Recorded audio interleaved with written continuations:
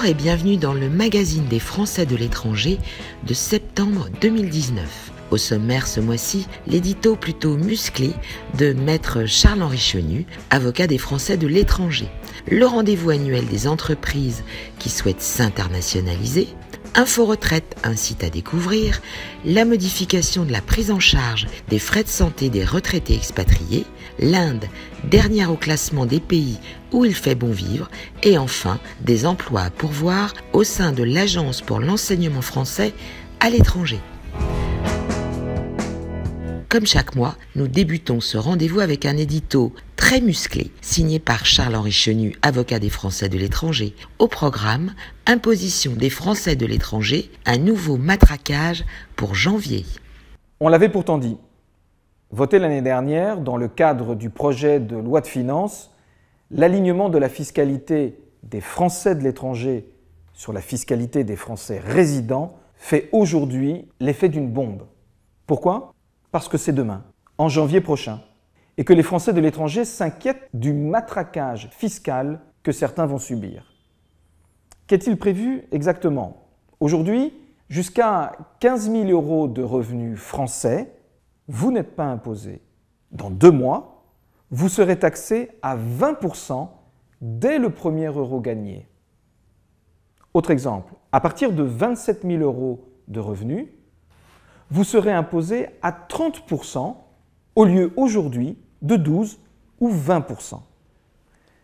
Aussi, dans tous les cas, nous serons perdants et vos impôts français pourraient être multipliés par 2, voire 3. L'ajustement de la fiscalité entre non-résidents et résidents n'a pas été du tout correctement envisagé, faute d'études d'impact sérieuses, nous dit-on.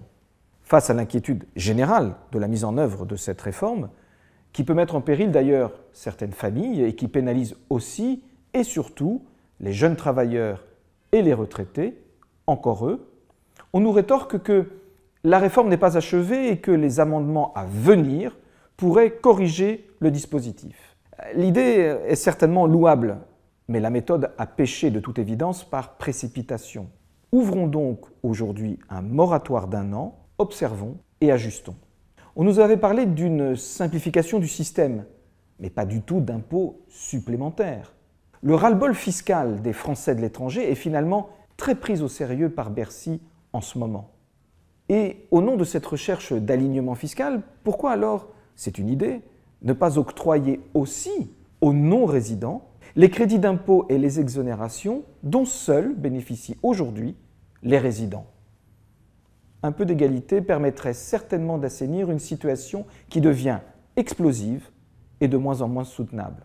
Que les Français de l'étranger soient pris en juste considération, rien de plus.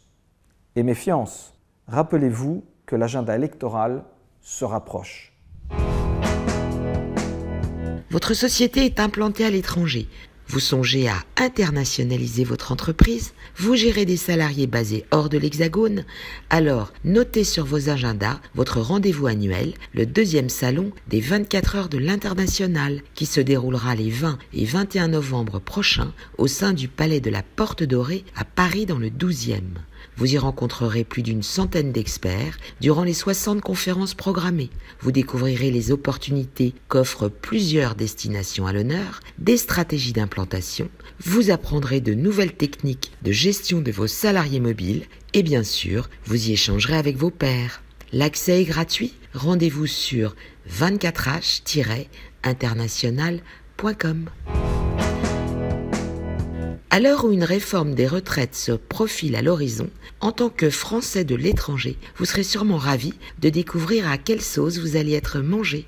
Pour ce faire, partez à la découverte du nouveau site que l'État vient de mettre en place à l'adresse suivante: parcours.info-retraite.fr/retraite-expatriation.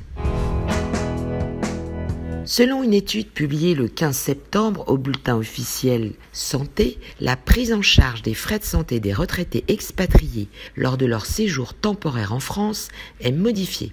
En effet, ceux-ci devront justifier de leur affiliation à l'assurance santé en France de plus de 10 ans avant le 1er juillet 2019. Les autres disposeront d'un sursis de 3 ans afin de s'organiser.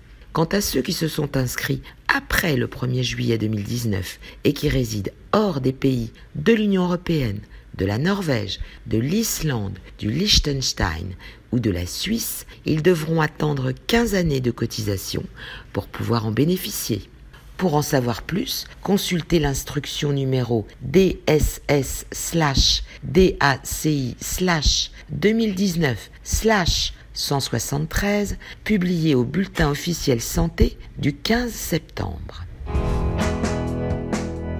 Expat Insider 2019, la dernière enquête menée par Internation auprès de sa communauté d'expatriés, révèle, après avoir interrogé plus de 20 000 de leurs membres, que l'Inde figure en bonne dernière place au classement des pays où il fait bon vivre.